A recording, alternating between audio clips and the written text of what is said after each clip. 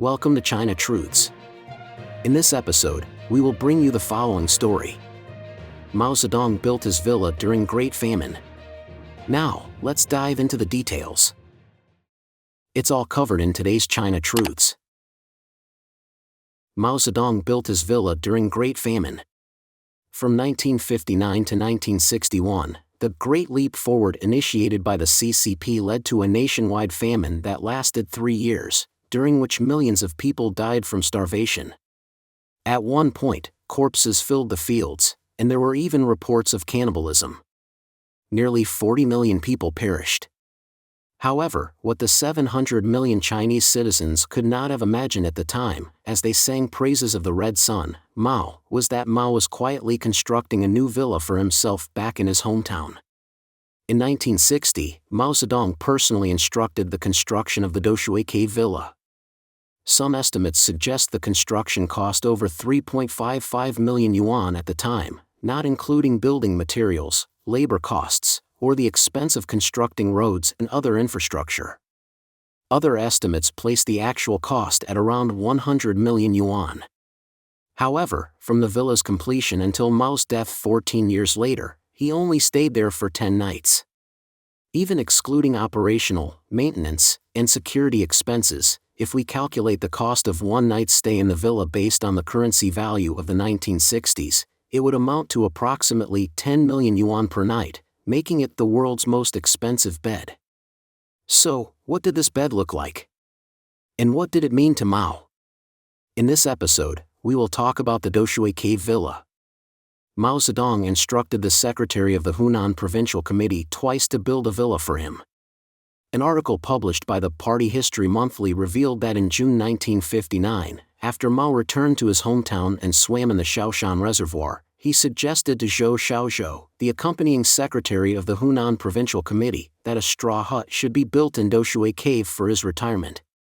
In May 1960, Mao visited Hunan again and mentioned to the newly appointed secretary of the Provincial Committee, Zhang Pinghua, that the Doshui Cave in Shaoshan would be a great location to build a house. Given Mao's position, what kind of straw hut or house could possibly accommodate him? Therefore, the suggestion of building a straw hut or house was transformed into a large-scale, time-consuming, and highly secretive national project. In the second half of 1960, the Doshui Cave Villa project, codenamed 203, was secretly initiated. The entire project was kept strictly confidential, and the construction was entrusted to the People's Liberation Army's engineering troops. Due to strict secrecy measures, even the locals were unaware of the project. After more than 2 years of construction, the Doshui Cave Villa was largely completed by 1962. The main structure consisted of 3 buildings, with building number 1 exclusively for Mao Zedong. This building included an office, bedroom, conference room, and other areas where Mao would work and live. It was a Soviet-style T-shaped bungalow made of green bricks, with enclosed corridors on both sides. The design blended both Western and Eastern elements, making it warm in winter and cool in summer, while being easy to secure. Building number 1 was the core of the entire project, closely resembling Mao's residence in Zongnanhai. In 1970, a 100-meter-long bomb shelter was constructed behind building number 1. The shelter stored supplies and daily necessities. Additionally, there were military facilities such as an earthquake-resistant room and a command center.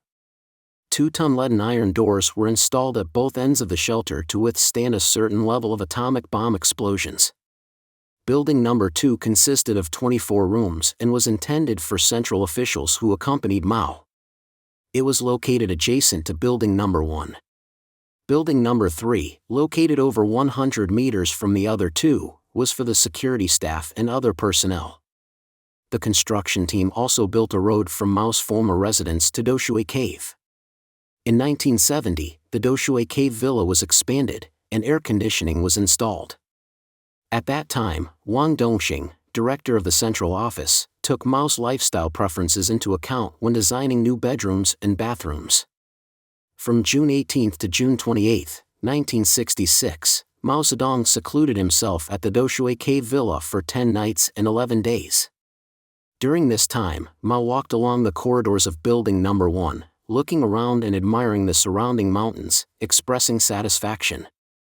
The only central official who knew Mao's whereabouts was Zhou Enlai, the prime minister.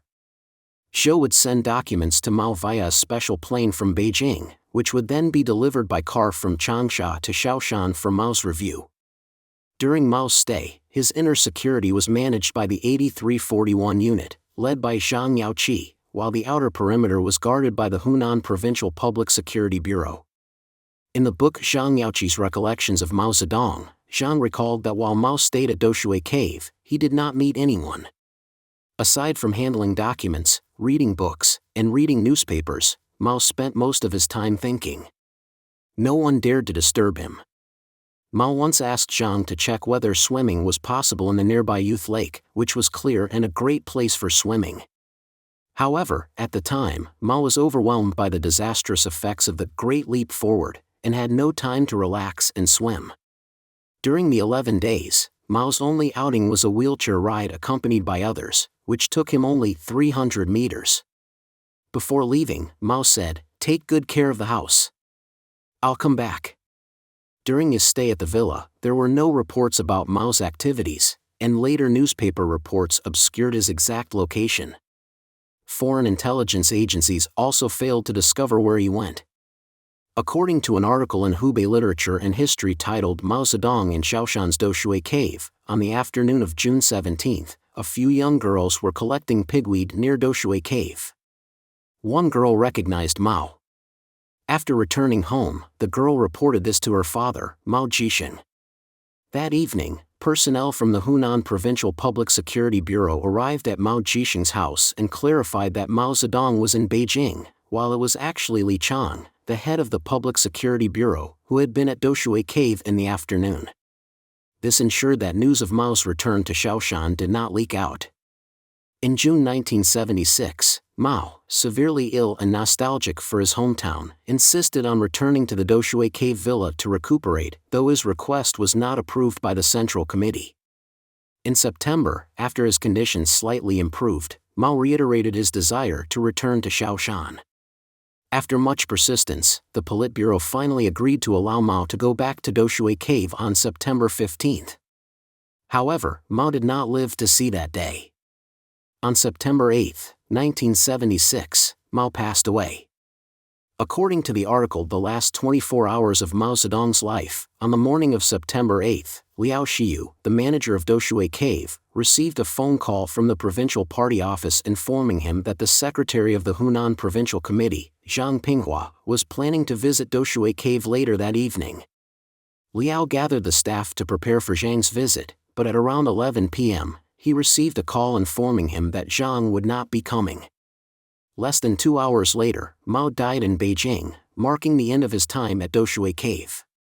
Mao's desire to return to Doshui Cave during his final days highlights the CCP's rampant abuse of power, financial waste, and disregard for the suffering of the people. Abuse of power. Mao's instructions to build a villa were never openly discussed with the Hunan provincial leaders.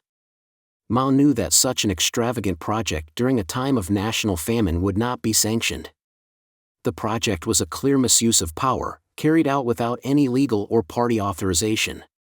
Financial waste. Regardless of the exact cost, the Doshui Cave villa was an enormous financial burden during a time when China was suffering from a famine. The funds that went into building this villa could have saved millions of lives. Disregard for people's life and welfare. The money used to build Doshui Cave came primarily from the provincial budget of Hunan, a region that was suffering terribly from the famine. While millions of people were starving to death, Mao's lavish villa was being constructed at the expense of the people's life and well-being. Most of Mao's residences were constructed around the time of the Great Famine, which occurred in the aftermath of the Great Leap Forward.